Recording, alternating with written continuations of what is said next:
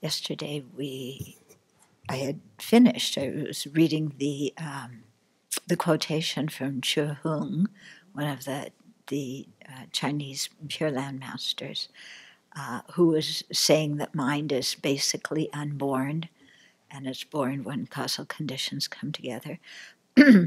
So very much like Nagarjuna, the approach there, that we need to really realize emptiness and dependent arising, and use those to purify our mind.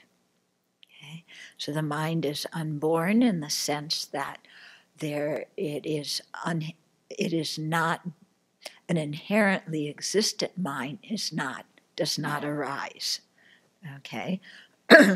When he says the mind is born when causal conditions come together, that's talking on the conventional level, that each moment of mind has its own causes and conditions, and so each moment arises conventionally, but on the ultimate level, there's no inherently existent mind that arises or ceases or does anything else. And then he continues and he says, but after all, so after giving this whole thing about the importance of realizing dependent arising and emptiness, he says, but after all, it is not easy to awaken to birthlessness. So right now, you must devote yourself sincerely to mindfulness of the Buddha. If you can recite the Buddha's name for a long time, until your mind is unified and undisturbed, then you are sure to awakening. Even if you do not awaken, the power of a lifetime of reciting the Buddha's name will give you the knowledge when you face death that you are sure to be reborn in the Pure Land after you die. Okay? So while we want to meditate on dependent arising and emptiness, it's not easy to realize the absence of inherent existence. And so we have to build up the causes and conditions to be able to do that. And so one of these that he's proposing is the mindfulness of the Buddha, in this case, mindfulness of Amitabha. Sorry. So like I explained yesterday, that recollection or mindfulness of the Buddha, could be of the Buddha's qualities, and so then that becomes part of the meditation on the refuge objects, which is helps us to have, greater confidence in the Buddha, Dharma, and Sangha, which in turn helps us to have more faith in karma because the Buddha was the one who spoke about karma. Okay, so reflection on the Buddha's qualities helps us deepen our refuge, which helps us understand karma because Buddha was the one who taught karma, okay? And it also helps us have more faith in true cessations and true paths because the Buddha also taught that as well, okay? So although all those things are not dependent solely on faith in the Buddha, having confidence in the Buddha's teachings is very helpful. And so thinking about the Buddha's qualities, and here saying that mindfulness of the Buddha is reciting the Buddha's name, okay? So it's not just, Namo Amitabha, Namo Amitabha, Namo Amitabha, Namo Amitabha, Namo Amitabha, Namo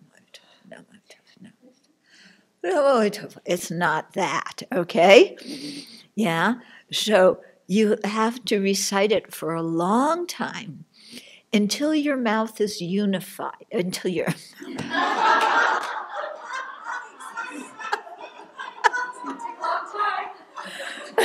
Well, until your mouth is unified with your mind. It says until your mind is unified, but your mouth and your mind have to be unified. Okay? Until your mind is unified and undisturbed. Okay? When it says unified, it means samadhi. Okay? Because one of the factors, one of the jhanic factors for attaining, the first meditative stabilization is one-pointedness. So it's referring to that.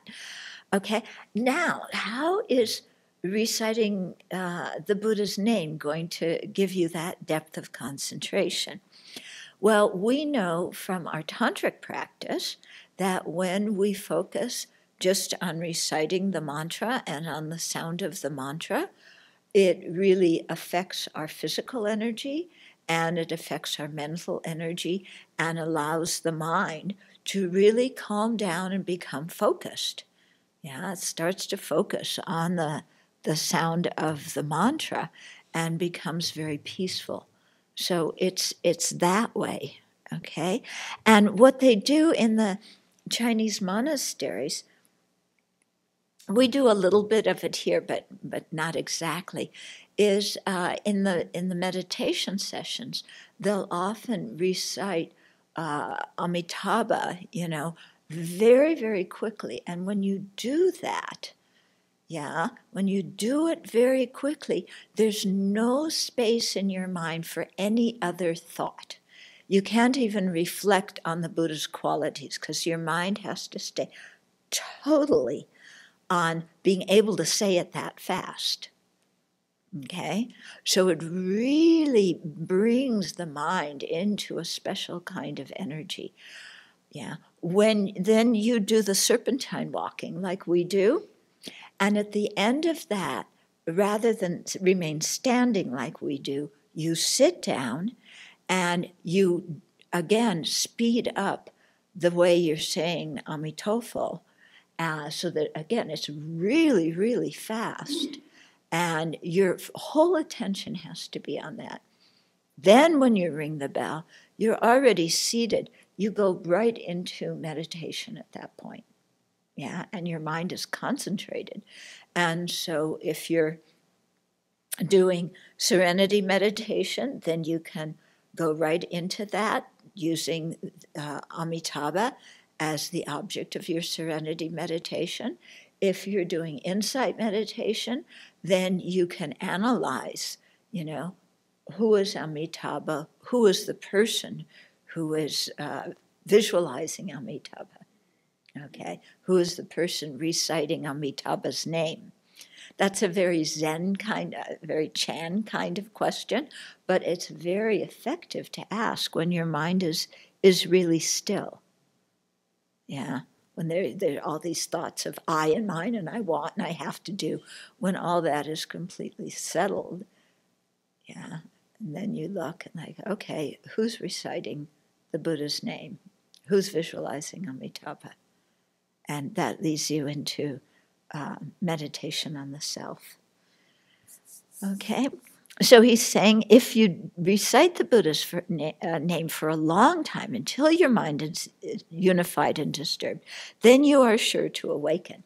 Then in the next sentence he says, even if you do not awaken. So that seems to contradict the first one, and he says you are sure to awaken. So we have to realize that very often when the Buddha or when certain masters tell us the benefit of the practice, we don't need to take that completely literally, meaning, you're sure to awaken this lifetime without doing any other practice. That's not what he says. You're sure to awaken. Yes, well, you are, but who knows in which lifetime, and you certainly have to do a lot of other practices. So it's kind of like we'll hear statements like, you just say this mantra once and you're never going to be born in the lower realms. So I asked His Holiness about that, and he basically said that's kind of propaganda because it encourages people to recite the mantra, but we shouldn't take it 100% literally. Maybe at the end of the path you recite the mantra once and that flips you into the union of serenity and insight focused on emptiness on the 10th ground. Yeah, but we shouldn't take these things totally literally. Otherwise, His Holiness said, if that were true, then the Buddha would have only taught that mantra, had everybody say it, and everybody would already be in enlightenment, and Buddha wouldn't have had to give 84,000 teachings. But he gave 84,000 teachings because we need to practice all sorts of different kinds of things. Yeah. And His Holiness emphasizes again and again that our mind is a very complex thing, and not just one simple practice or simple meditation or whatever is going to completely transform it into all the different facets of an awakened mind. We need to do many kinds of purification, accumulation of merit, different kinds of meditation to do that.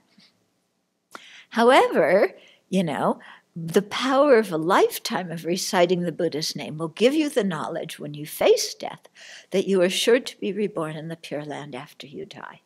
So if you're very, very familiar with, Amitabha and thinking of Amitabha, and they really have you practice this in every moment, not just when you're sitting in meditation, but when you're with other people, when you're working, when you're, responding to emails or cooking lunch or doing things to the trees or, dealing with a disagreeable person, that all the time you have Amitabha going in your mind.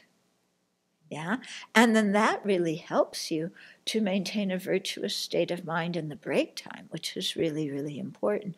So if you're able to do that in the break time and in your sessions, then time of death, you're just going to continue doing what you did your whole life. Yeah. Whereas if we aren't able and don't cultivate a Dharma mind in every moment of our life, even in the break times, even when we're falling asleep, then when we die, who knows what kind of thought is going to pop up, and and craving and clinging are going to activate it and take us to some other rebirth. Okay?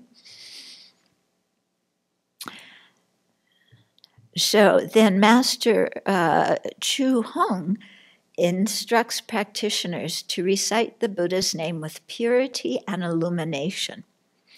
So purity means to recite it with undistracted concentration, and illumination means with insight.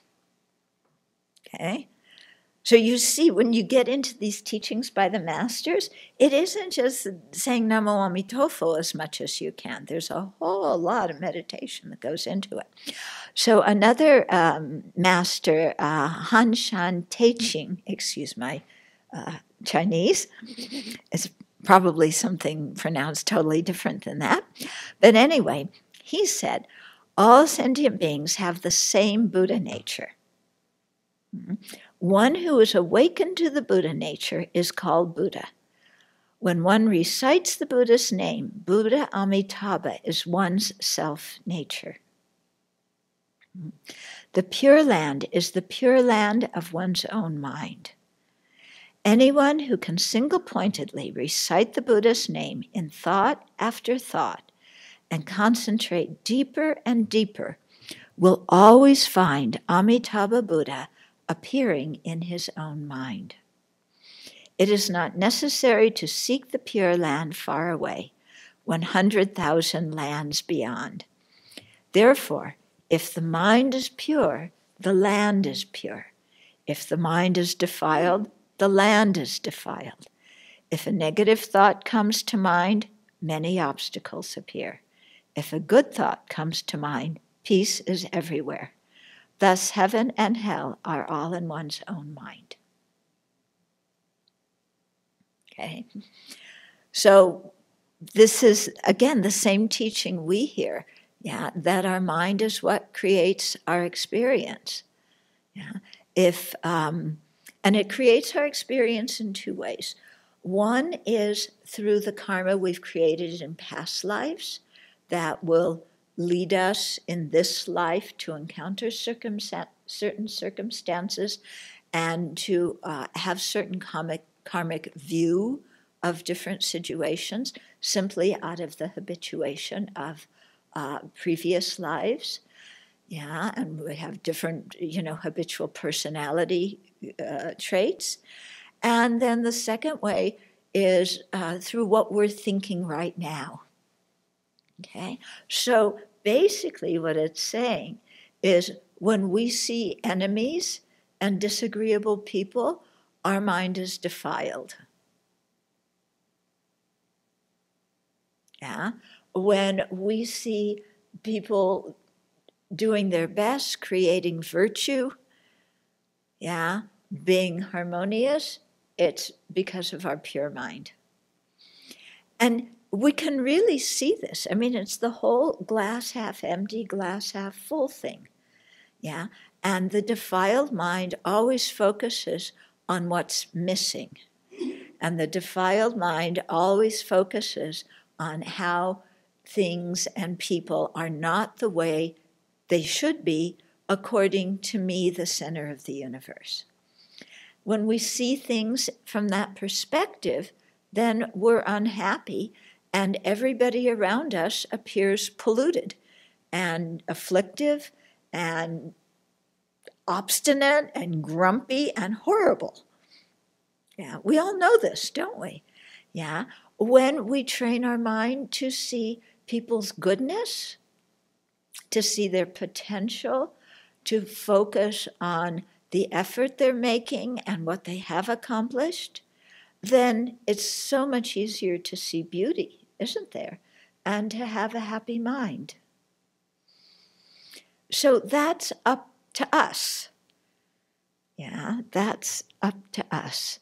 And so reciting Namo Amitabha, yeah, is steering us towards that. Because how does Amitabha see sentient beings? Yeah, there may be some horribly disruptive sentient being, but Amitabha looks at that person and sees, wow, they were my mother in a previous life and were incredibly kind to me. Even when they weren't my mother, they benefited me. They gave me the food and support and everything I needed to practice the Dharma. Here's this person. They aren't some inherently existent, foul, disagreeable, obstinate, stubborn, beep, beep, beep. You know, there's somebody with a body and mind, whose body and mind are overwhelmed by karma and afflictions. They need love. They need compassion. Yeah. They need guidance. And I'm here to give it. That's what Amitabha thinks.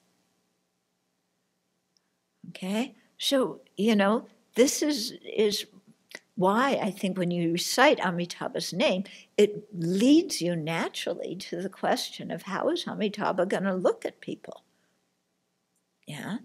And even ourselves, because sometimes our self-judgment is so harsh. You know, oh, I can't do this, I'm inferior, I'm stupid, my mind's out of control, I'm so angry, I have so much attachment.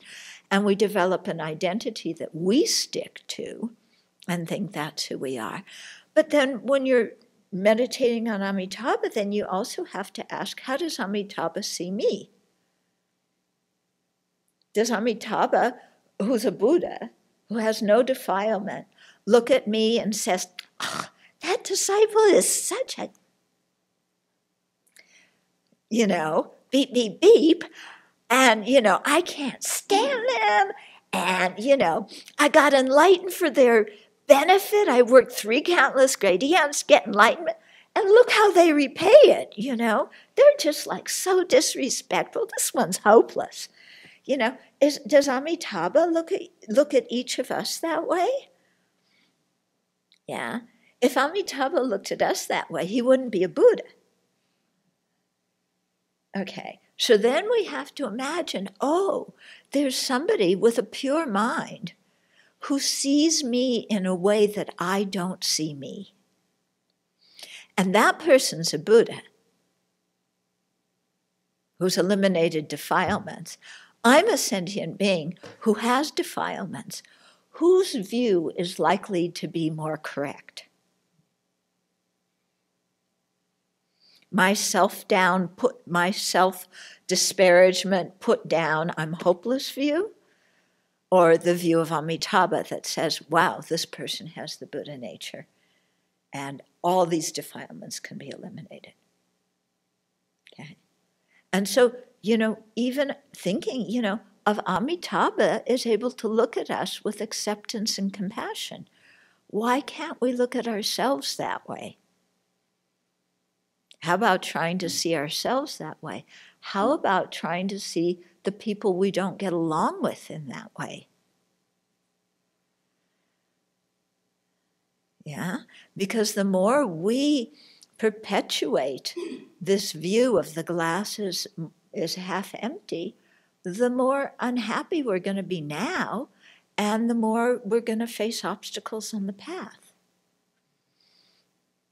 Okay, so this is what he's getting at when he says this.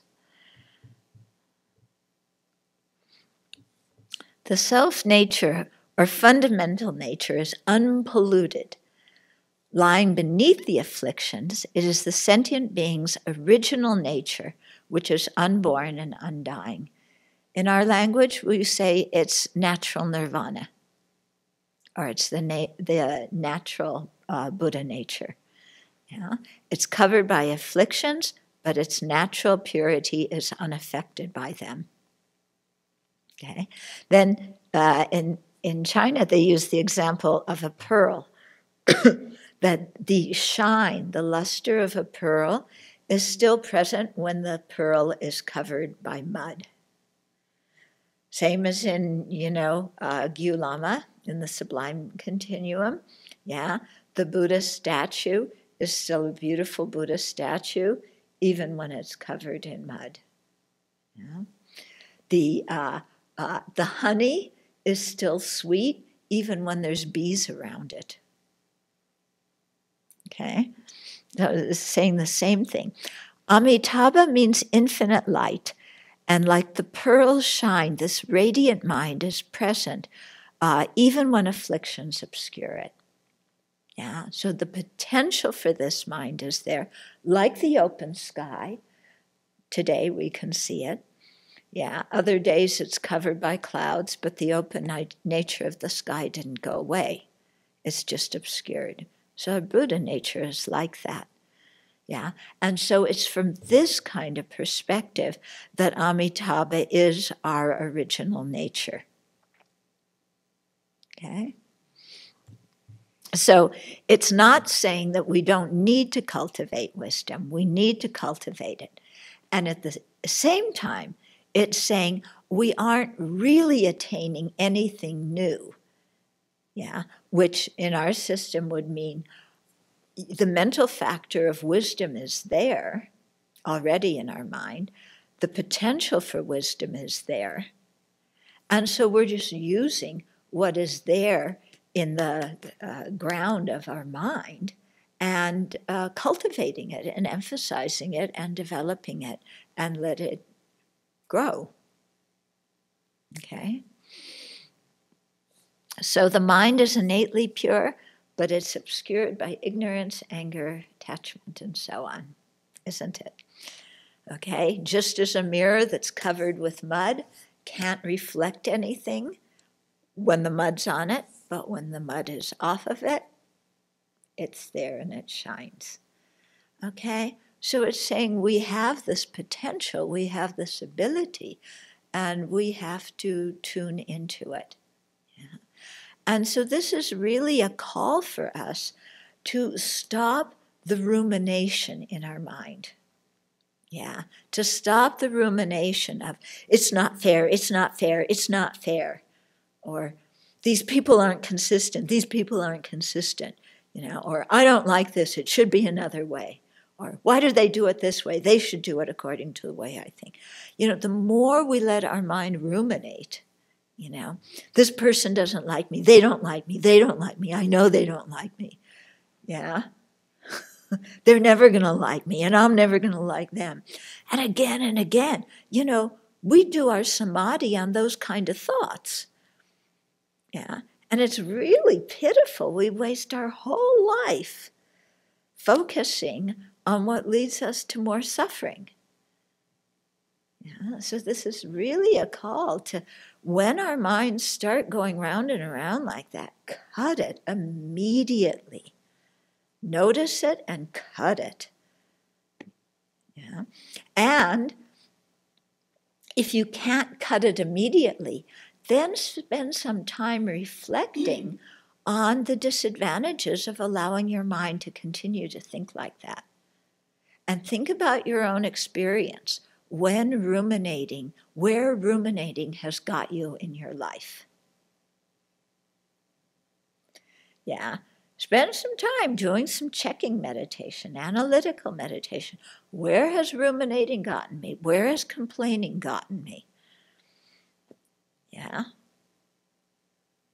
And then if you do that kind of analytic meditation, then you get much more convinced about that the afflictions are distorted thoughts and distorted conceptions. Where has all my anger gotten me in my whole life? I've been angry gazillions of times.